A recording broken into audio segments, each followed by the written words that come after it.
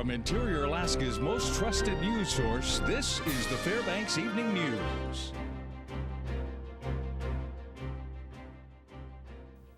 Good evening and thank you for joining us. Our top story this evening, sentencing was held today in Delta Junction for a 51-year-old man convicted of multiple counts of sexual abuse. 51-year-old Victor Malik was sentenced to serve 7 years in jail and 10 years probation on charges including sexual assault in the 2nd degree and sexual abuse of a minor in the 4th degree. According to court documents, Malik sexually assaulted a 16-year-old girl in his home, later writing a letter apologizing for, quote, having sexual relations with her, end quote, claiming he was intoxicated. Malik was given a plea deal in 2013 but refused to take it, saying he wanted to go to trial in the case instead. Jurors later returned guilty verdicts on 1 count of sexual assault in the 4th degree charge and found him not guilty on the 2 other charges, including the more serious 1st degree sexual assault charge. Miners from across the state are meeting at the Carlson Center as part of an Arctic mining symposium. Tyson Paris Hansen has the details about how the public can participate. Adding up the majority of minerals and metals, Alaskan mining uncovered about $3.4 billion in 2012. This information was part of Mining 101, hosted by the Alaska Miners Association. It's more designed for people that just have an interest. Somebody that was interested in getting in the field, it would be a good course for them to take just to see what it's all about. But it's really designed for just the general public.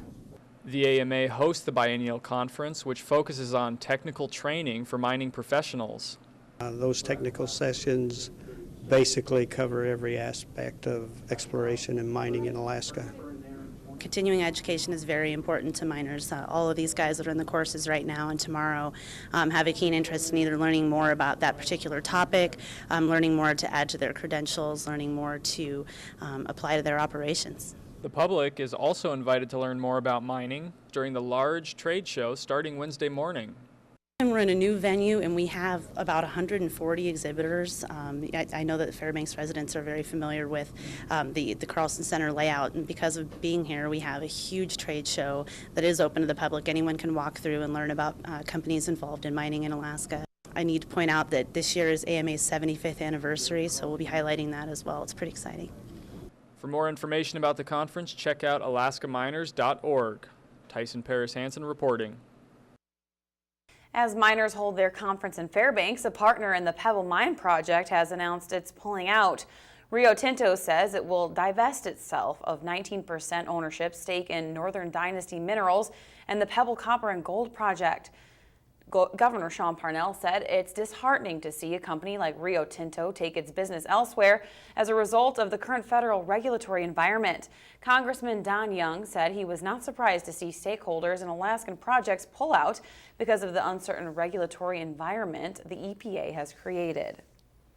The state of Alaska today filed a notice of intent to sue the federal government over access through the Eisenbeck National Wildlife Refuge based on historic right-of-way. Governor Sean Parnell has called the Department of Interior's failure to approve an emergency medical access road between King Cove and Cold Bay, quote, unconscionable. In the past several weeks, there have been at least 4 medical evacuations of residents from that area. The governor says the suit is being filed because the road would be the fastest and surest way to provide emergency medical access for King Cove residents. A Fort Wainwright soldier is in jail at Fairbanks Correctional Center in connection with the death of a child on post last week.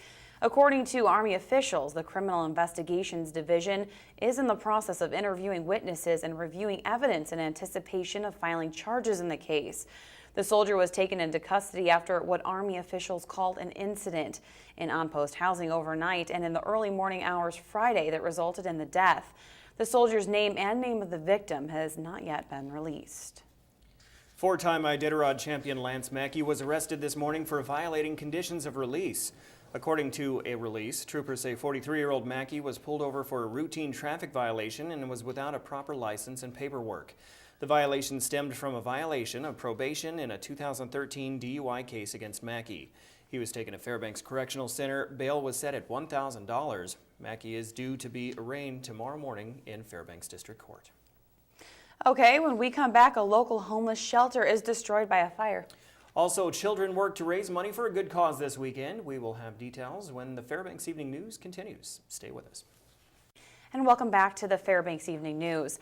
A homeless camp was destroyed by a fire this morning off of the East Highway.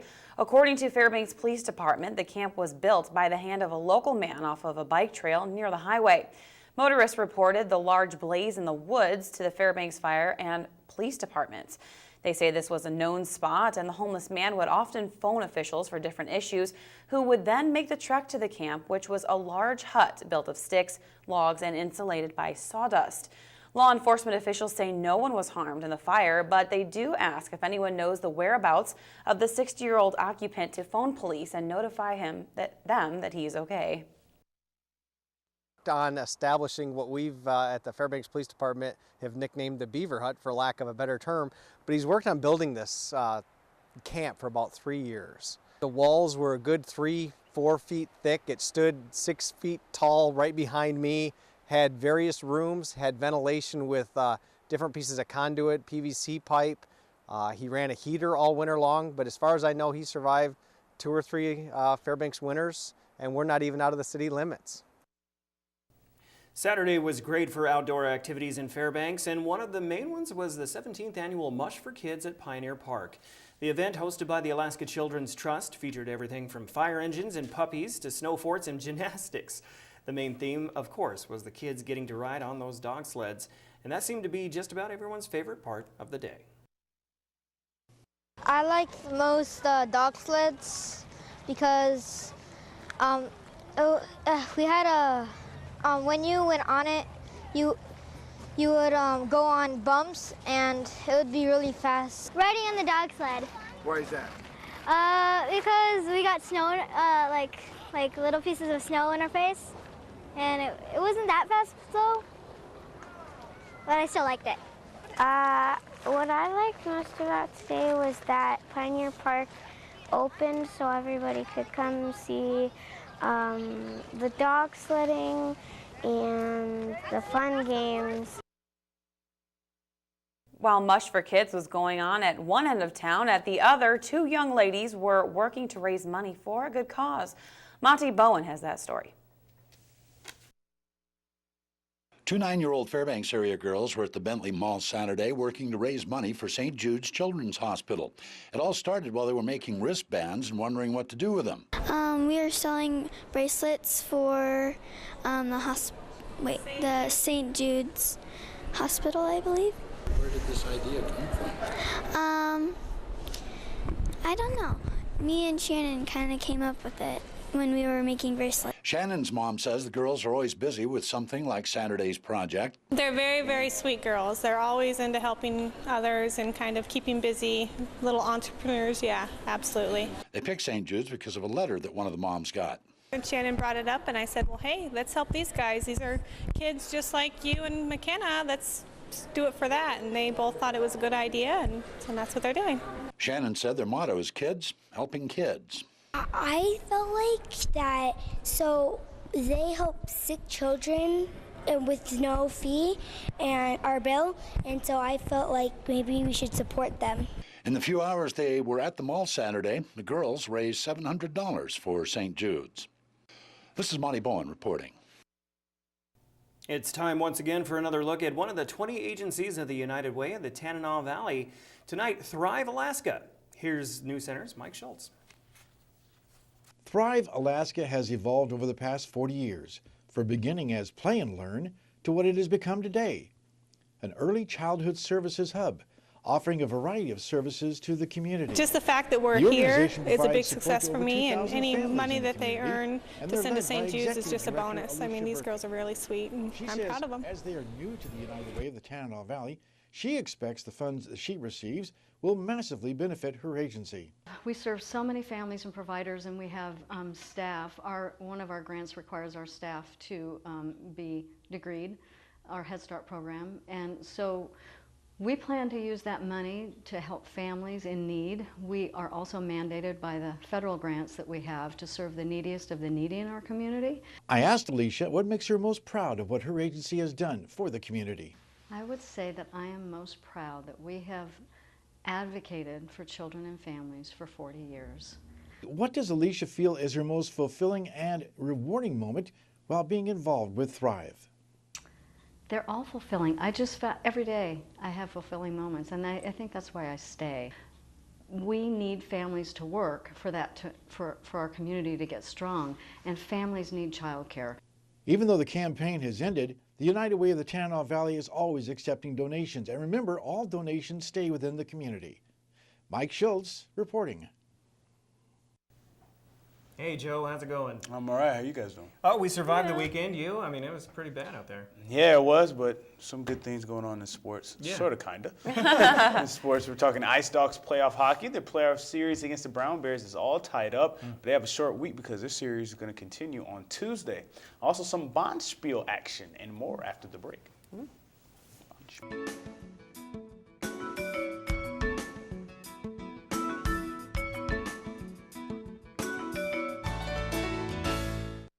Hello, Interior Alaska. Joe Cook here in the Sports C for you this Monday evening. So that means it's weekend recap time. In any sport, big-time players make big-time plays. The Ice Dogs are arguably the best team in the NHL, but the Brown Bears may have the best player. On Saturday night, Kenai forward Alex Butcher, the NHL leader in points, showed up in a nasty and physical game. There were 45 combined penalty minutes on 8 infractions from both teams, and former Ice Dog Ben Campbell was even ejected from the game. Butcher scored the first goal of the game at the 8:54 mark of the second period. But Ice Dog defenseman Wyatt Egge, he was able to tie the game with less than 2 minutes left in that period for his third tally of the season, all the way from the neutral zone. Second time he's done that against the Brown Bears. But Butcher had a quick response, scoring with 15 seconds left to give the Brown Bears a 2-1 lead going into the third period. The Ice Dogs rallied with a goal from Johnny Mueller after the Jacob Hetz and Todd Burgess assist with 13 minutes left in the game as Mueller crashes the net. But Fairbanks, they put up 45 shots on goal, and they just flat out missed on some good chances. Quinn was on fire. He had 43 saves, robbing the Dogs of opportunities. As this game will go in overtime, Kenai was aggressive, getting 18 of their 29 shots in the third period and overtime. It came down to the power play, and the only one Kenai converted happened to be the game winner. Butcher scored his third goal of the night for the hat trick at the 11:15 mark of overtime. Kenai goes back home to host the Ice Dogs in Game 3, with the series all tied at 1. Huge momentum swing after the penalty kill, and we've been playing great. And going on the power play, we knew that was our chance to capitalize. And I was a lucky guy. Zach Quinn, he's number 31, been playing real well all season. We know he can win us games as long as we put pucks in the net and stay behind him. I think big-time players show up when needed most, and he definitely did that tonight, but he didn't do it alone. It took a full team effort. We really wanted to come in and get a game. We had accomplished that goal, and we moved back home starting Tuesday. And after Saturday's loss, the Ice Dogs have had a chance to rest and reassess some things at practice today, going to a critical Game 3 in this best-of-5 series. Game 3 is tomorrow night, and Game 4 is Wednesday night. So a quick turnaround for back-to-back games. This time, the Ice Dogs will be on the road.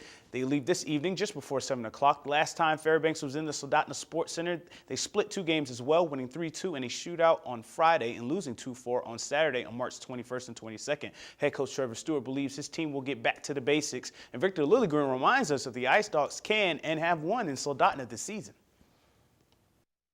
We've been always playing good in Kenai. When I say we have 7 wins of 8 down there, so I think we're all confident about what we're going to do down there. And, Game 3 is in a playoff. It's really important. Having a better net presence offensively and defending our net defensively, I think those are kind of the 2 things that stood out to us.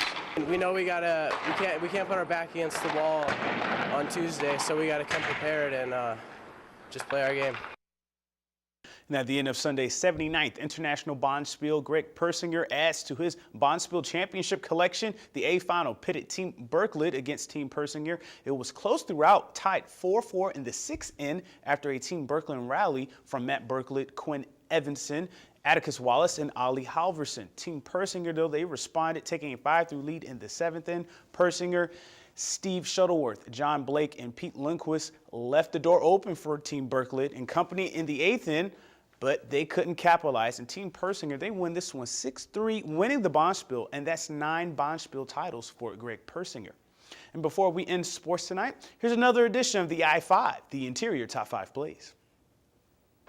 At number 5, Hans Gorowski with a sick backhand goal on Friday night's 3-0 victory over the Brown Bears in Game 1 of the Midwest Semifinal Series. At number 4, a couple of runners, Jane Langford and AJ Chirac win the Spring Fling Run, the running season opener at Langford in 22:47 and Chirac in 17:14. At number 3, Kevin Aldridge makes 23 saves in his playoff debut, shutting out the Brown Bears 3-0 on Friday night. At number 2, the Persingers' dominance in curling continues at the 79th International Bonspiel as Team Persingers' 6-3 win over Team Birkeland gives Greg Persinger 9 Bonspiel titles. At number 1, another crazy goal from Wyatt Eggy. His 3rd goal of the year is the 2nd one from the neutral zone against Kenai this year. Kenai wins though 3-2 in OT on Saturday. To pick the play of the week, comment on the post on the KTVF Facebook, Twitter, and YouTube pages and let us know the top play. The play of the week will be announced on Friday. The I-5 Sports Report is brought to you by Adient Orthopedic Physical Therapy. And that'll do it for sports tonight. Thanks for rocking with me for a little while. Your full weather forecast is next, and we'll catch you next time. Other block of our broadcast. Mike, unfortunately, is out sick today, so I'll be taking over the weather duties for this evening, and he couldn't have picked a better day to be off because after this weekend, a lot of people are grumbling about that weather, so let's get right to it. For our almanac, normal high is 39 degrees, our normal low 14, so we're a little bit under that for the day today. Record high was set in 1997, 58 degrees above zero, temperature of minus 24 for our record low in 1986. Sunrise, sunset, daylight, 6:46 a.m. Sun rose. It will set at 9:04 p.m., giving us a total of 14 hours, 19 minutes. That is a gain of 7 minutes over yesterday, so that's a plus. Let's go ahead and take a look around the state today, and as you can see, not much to report. Barrow's seeing some minus temperatures, but really the system is focused on here in the interior, and that we'll give you an update in just a little bit about. But there's also another storm system affecting the Panhandle, mostly Ketchikan at this point in the form of rain, but should it go northern, it could go with some snow. Other than that, pretty nice on the west coast for Alaska, and not too bad in the interior, except for Fairbanks. All right, let's go ahead and take a look at the lower 48 and see what we can see. Storm system coming in from the Pacific coast there, affecting the Washington area, and it's blowing out through. What we really want to focus on is down there in the southeast. Unfortunately, there's showers and thunderstorms, some of them pretty severe. They actually could have generated an isolated tornado or two here today. I haven't gotten the full reports, but that storm system will slowly be moving off and affecting Florida toward tomorrow afternoon and evening. But other than that, pretty nice in the plain states, pretty nice on the west coast, and even up there in the Midwest states and the northern states looking pretty good for this time of year. Not bad. Let's go ahead and go back to Alaska and take a look at tomorrow's forecast. Up north, flurries and fog for Barrow, sunny for Nome. Now there will be 1 or 2 inches of snow for Fort Yukon, and once again, Barrow in the minus temperature categories for tomorrow, at least projected to be. Here in the interior, I told you we'd get to it. We do have a winter weather advisory for up to 2 inches of additional snow across the region, and that advisory lasts until tomorrow morning, and we'll get another update from there. So we got some more snow on the lookout for Healy, Fairbanks, and in Delta Junction. Let's take a look now at Juneau and Ketchikan. High breezes in Ketchikan. Rain possible for Juneau. Heavy rain for Ketchikan mixed in with that breeze, so probably not a great time to visit right now. Okay, taking a look at Southwest. Scattered snow for Cold Bay. A mixed bag of weather for everybody else. Kodiak high of 40 degrees with some snow. Cold Bay just a little bit off, but also snow indicated there as well. Let's go to Anchorage Bowl. I was there over the weekend. Pretty nice, but now they're going to get some mixed showers mixed with some snow showers too is available. Also, fog for Valdez, which is not too uncommon this time of year, but once again, for the majority of the state, precipitation is projected for pretty much the entire state. Okay, let's go ahead and take a look at our forecast overnight. 15 degrees for an overnight low. Once again, that winter weather advisory until 6 a.m. tomorrow morning. Tomorrow's forecast, we'll see cloudy with some snow, temperatures 19 degrees. We're about 10, 12 degrees shy of our normal high for the days. Let's take a look at that 5-day forecast, will we? Wednesday, snow. It'll start clearing up by Thursday, and then the normal temperatures will start scooting back in toward the end of the week, Friday, Saturday, and Sunday, with a possibility Sunday into Monday overnight highs to generate closer to 40 degrees, but for right now, we're playing it safe and saying it's just going to be about 30, getting back into the normal routine. Yeah, 6 a.m. What is this? The weather advisory, we went from 40 to 6 a.m. Oh, I know. Yeah, I don't know. I don't know. Yeah, you know, it's Mike would have probably a more scientific answer or a more knowledgeable We could answer. just say, come on, Mother Nature, throw us a bone here. I thought my bed was like a time machine. Like I woke up and I'm like, no. It was like back to October. Yeah, Like, fresh come on. snow. Well, if you recall, last spring this happened as well. You know, we had a slow Don't say last spring, and then spring. it just boom, it dumped on us. stayed again. until I didn't think it'd be May. 2 springs in a row. Right. Like, come on. Kids are trying to go out there and play you soccer know, to and be baseball. honest though, it's still the first week of April, so I mean, we still We got were plenty getting of time. spoiled. Yes, I we mean, were. you know, in March, being Absolutely. able to have 40 degrees. Yeah, I guess. Sorry, Joe. Back to reality. Yeah, at least for a week. At least for a week. No, not even 2 days, right? Yeah, sure. All right. That will wrap up this edition of the Fairbanks Evening News. We are glad you could join us. Tonight on NBC Nightly News, Sounds from the Deep. Have they finally found Flight 370? I have got to watch that because I'm telling you that is a story that I cannot believe they have not found that yet. Right. So stay tuned. That's coming up next with Brian Williams. You can join us here 6 days a week at 6 and 11 or online anytime at western11.com. Okay, we're all good. You're good? I'm You good? great. All right, I'm good. From all of us here at the News Center, we hope you have a great night.